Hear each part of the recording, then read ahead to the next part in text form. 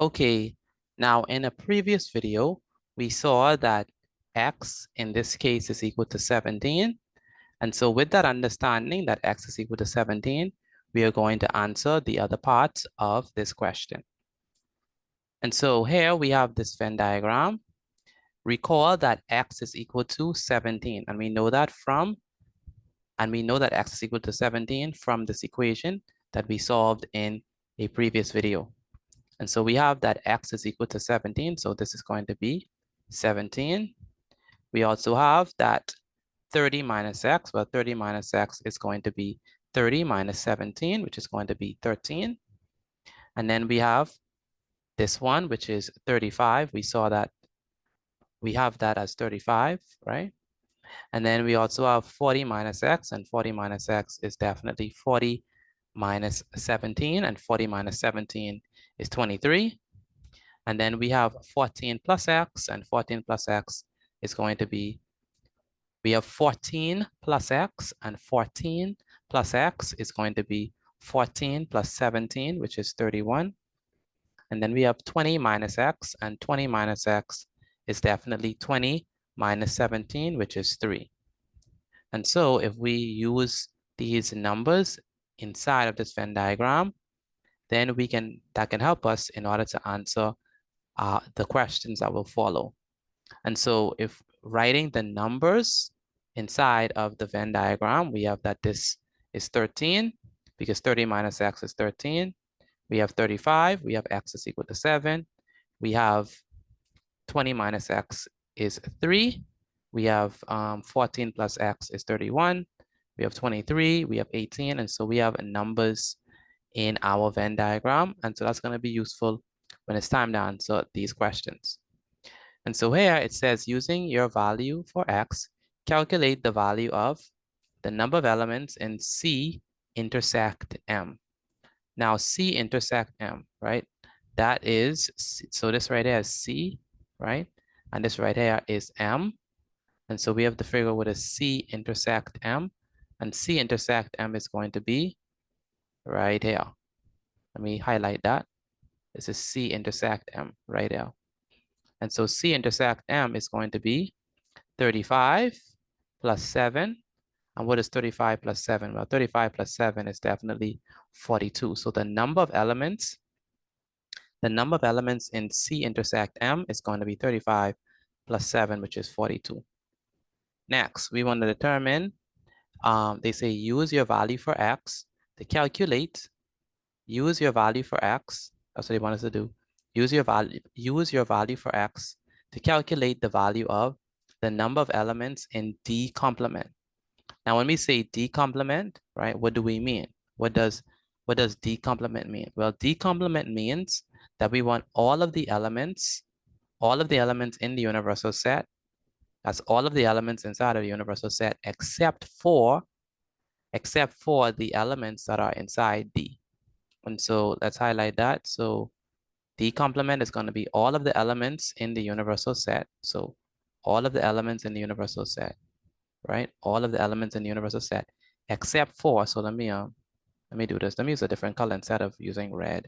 So let's use, say, let's use a different color. So so that we can have something that can help us in answering this question. So we're going to use this color. So we use this. So we want all of the elements in the universal set except for, we cannot use any of the elements that are inside D. Okay, but we want all of the elements in the universal set except for the elements that are inside of D. That's what D complement means. So D complement means we want all of the elements in the universal set except for the elements that are in D. Okay, so we do not want to include any of the numbers that are inside this set. So we cannot include 3, we cannot include 7, we cannot include 23, and we cannot include 31. But what we can include is we can include 18. That's in the complement of D. We can include 13, 35, 60.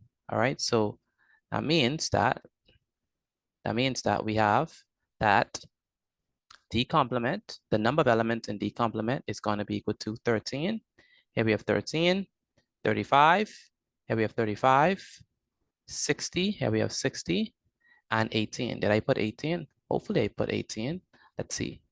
No, I did not put 18. So let me add 18 here. 18 should be included as well. So it's going to be plus 18. All right, going to be plus 18. And if we add 18, so it's going to be 13. That's 13 plus 35 plus 60 plus 18. And that's definitely 126. So the answer here is definitely 126. And how do we get 126? Well, we add 13 plus 35 plus 60 plus 18, and that gives us 126. So what does that mean? That means that the number of elements, right? The number of elements in D complement is equal to 126. 126. And so 126 is the answer to this particular question. Now here I have 108, but 108 is not the answer. It's 126. Okay, let's move on to the next question. Let me erase everything here. So erase, erase, erase, erase, erase, erase, erase. We have how many people had tickets for documentaries and movies only? Only. So let's look at movies only. So movies only is going to be 60. So 60 people for movies only. And documentaries only is definitely 31.